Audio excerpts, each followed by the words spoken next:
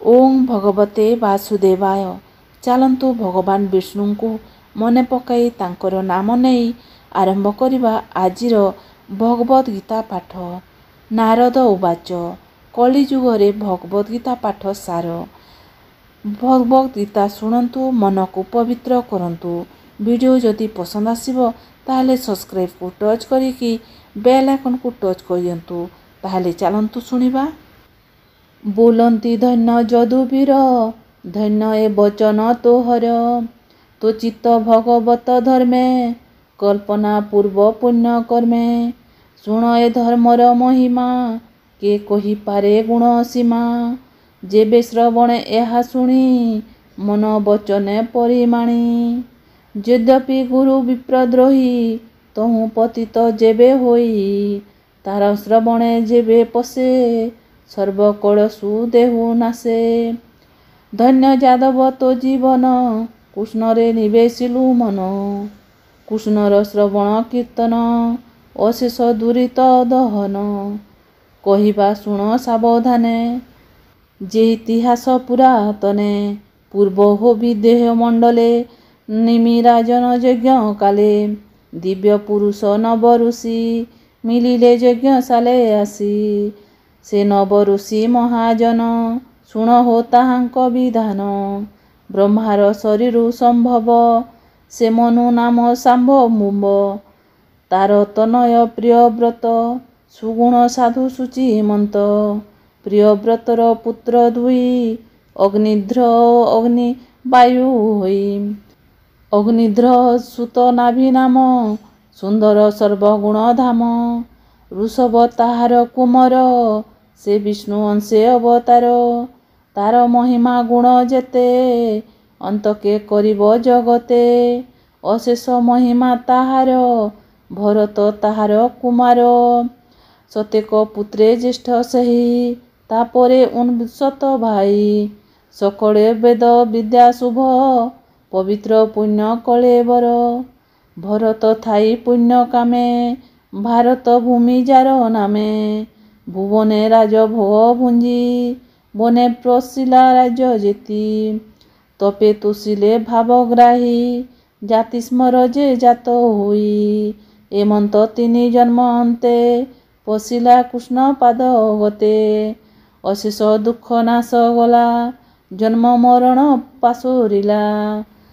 ଆଉ ଯେ 69 ଭାଇ, ତାଙ୍କ ମହିମା ଶୁଣ ତୁହି।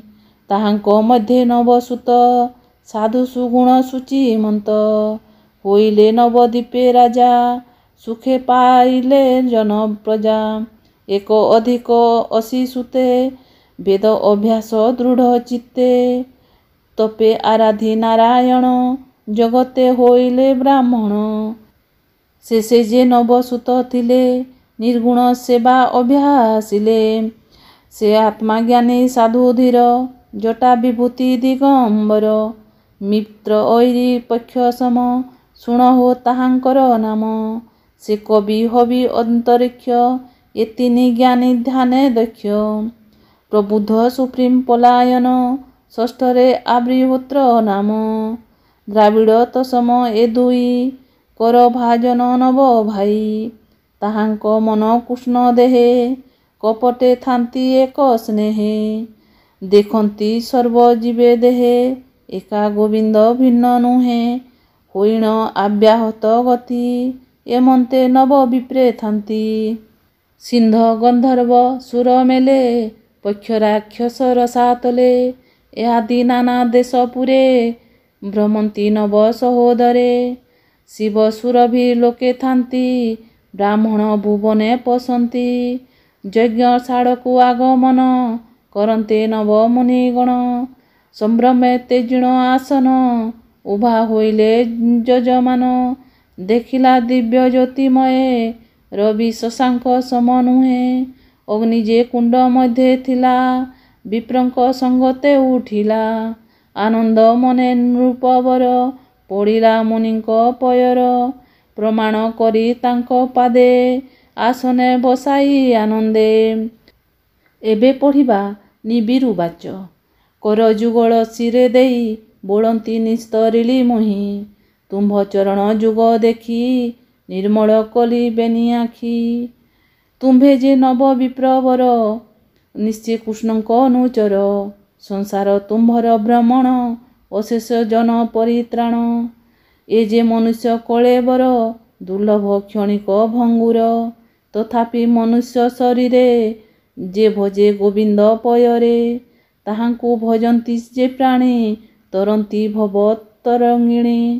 କ୍ଷଣେ ନିମିଷେ ଲେବେ ଲେସେ ଯେବେ ସେ ସାଧୁଜନ ପାଶେ। ଚିତ୍ତ ଚିନ୍ତଇ ବିଷ୍ଣୁ ଭାବ ତାହାକୁ ବୋଲି ନିଧି ଲାଭ। ସେ ଲାଭ ତୁମ୍ଭର ବଚନ ମୁଁ ଯେବେ ଶୁଣିବି ଭଜନ। ସେ ଧର୍ମ ଆଚରିଲେ ପ୍ରାଣୀ ନିଶ୍ଚେ ଲଭନ୍ତି ଚକ୍ରପାଣି। ସେ ହରି ତାଙ୍କ ପାଶେ ଥାଇ ଏ ମାୟା ତାଙ୍କୁ ନ ଲାଗଇ। ଏମନ୍ତ ନିମି ବାକ୍ୟ ଶୁଣି ବୋଲନ୍ତି ନବ ମହାମୁନି। ଶୁଣ ହେ ରାଜା ଏକ ଚିତ୍ତେ ତାହା କହିବୁ ଭଗବତେ। ଓଂ ଭଗବତେ ବାସୁଦେବାୟ। ଭଗବତ ଗୀତା ଶୁଣନ୍ତୁ, ପୁଣ୍ୟ ଅର୍ଜନ କରନ୍ତୁ। କଲିଯୁଗରେ ଭଗବତ ଗୀତା ସାର ଅଟେ। ନାରଦ ଉବାଚ। ସରିଲା। ତାପରେ ଆଗାମୀ ଅଧ୍ୟାୟରେ ଶୁଣିବା କବିର ଉବାଚ।